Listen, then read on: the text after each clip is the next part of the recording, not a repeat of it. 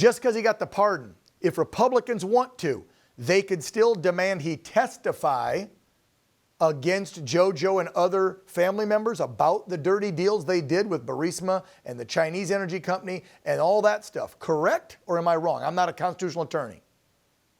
Yeah. So look, first of all, Dan, great to join you as always. So, the subpoena power is totally independent of whatever the pardon power may or may not be.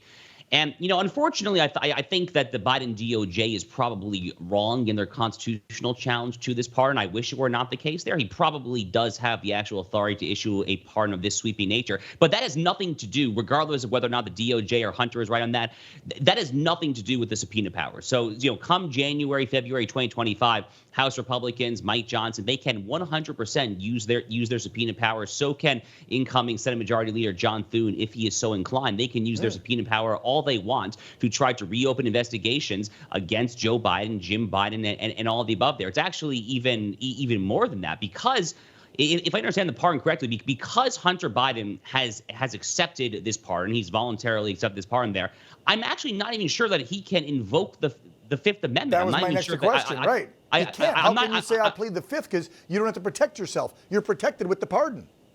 Exactly. So, I mean, to be clear, we've probably never been in this situation before. I mean, as with many things in our legal culture these days, Dan, we're very much in uncharted waters. Yes. So, it might end up being decided by the U.S. Supreme Court there, but I don't see any legitimate Fifth Amendment reason for him to be able to invoke the Fifth and not be able to testify there. Now, I'm sure he would muddle his answers, and I'm sure he would say some sort of thing to try to gum up the works and to obfuscate, to try to make House or Senate Republicans' jobs a lot harder there. But constitutionally, he has no legitimate basis whatsoever to be able to invoke the Fifth there. It is something of a novel legal question as to whether you can do it if you don't actually face a threat of prosecution. Certainly, if you want to go with originalism, which is kind of the broader kind of right-of-center preferred approach to constitutional interpretation, there is no original meaning that I can possibly discern that would allow you to do so absent the possible threat of prosecution. That's the entire purpose for this provision in the first place there.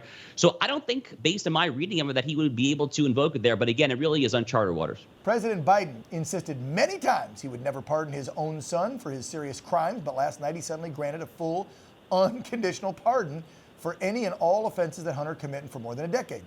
Trust in our justice system has been almost irreparably damaged by the Bidens and their use and abuse of it.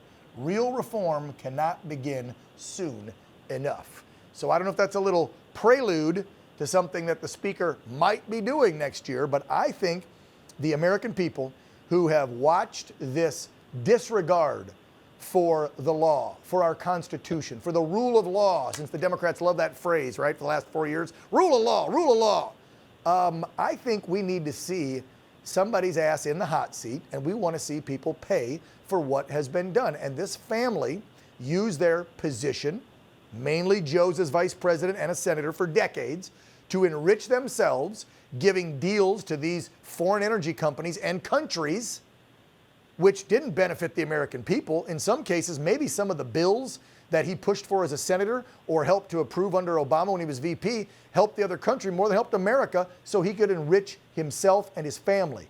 And for that, I'm sorry, somebody should go to damn jail. Dan, I view the Biden crime family here very similarly to how I view Jack Smith and Merrick Garland, the entire Democrat lawfare complex more generally, which I am sick. I am personally sick, not just as a conservative, not just as a constitutionalist. I am sick to my stomach as an American citizen and a God-fearing patriot of living in a country that does not have accountability when grievous things go off the rails. Without accountability, when things go very, very wrong, we cannot possibly learn from our societal mistakes, from one individual's mistakes, from one party's mistakes, whatever, and possibly move forward.